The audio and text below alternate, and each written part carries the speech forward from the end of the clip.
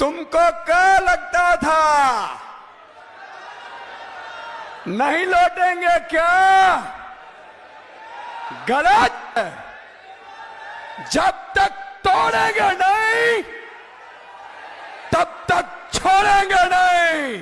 આજે જે રીતે અમારા કાર્યકર્તાઓની અટકાયત કરી હતી એટલે મામલે અમે રજૂઆત કરવા આવ્યા હતા અને પોલીસને એવું લાગ્યું કે ભાઈ આ રજૂઆત યોગ્ય નથી, વિડીયો બનાવો છો, એટલે એમણે અમારી અટકાયત કરી હતી, ધરપકડ કરી હતી.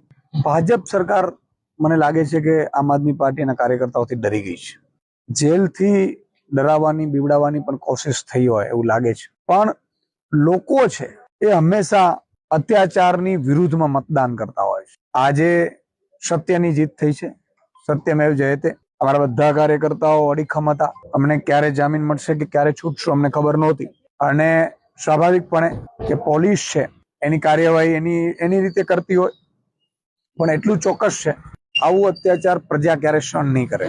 આજે રજૂઆત કરવી એ દરેકનો અધિકાર છે, મૌલિક અધિકાર છે અને એ મૌલિક અધિકારના ભાગરૂપે માની લો કે રજૂઆતમાં એમણે એવું કહ્યું કે ભાઈ વિડીયો નહીં ચાલે, વિડીયો નહીં બનાવવાના, બની શકે એમના પોતાના પોઈન્ટ ઓફ વ્યૂ, પણ એટલું ચોક્કસ છે કે પ્રજા છે એ ભાજપના કામોથી કંટાળી ગઈ છે, ભાજપથી ત્રાહિમામ પોકારી ગઈ છે અને એટલે ભાજપ છે એ પ્રજાની વચ્ચે જઈ નથી શકતી. એટલે એન કેન પ્રકારે કોઈ પણ રીતે એ આમ આદમી પાર્ટીને ડેમેજ કરવાની કોશિશ કરે છે.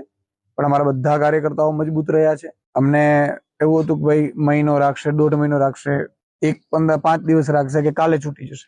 બિલકુલ મેં કીધું ને કે અમારા કાર્યકર્તાની અટકાયત થઈ હતી એટલે અમે રજૂઆત કરવા આવ્યા હતા કે ભાઈ કાર્યકર્તાની અટકાયત કરી છે અને એનો કોઈ ગુનો નથી, એની ઉપર ખોટી એફઆઈઆર થઈ છે અને આવી રીતે સેમ પેટર્નમાં 4 થી 5 જગ્યાએ એફઆઈઆર થઈ સેમ પેટર્નમાં.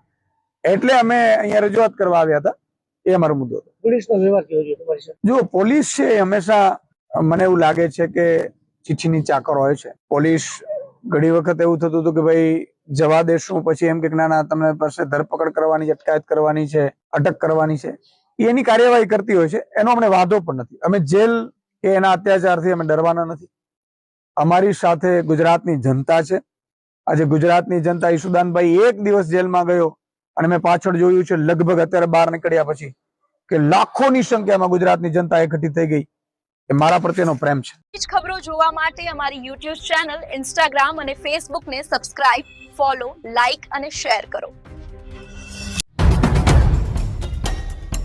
संजय जानी, अपना मिजाज न्यूज।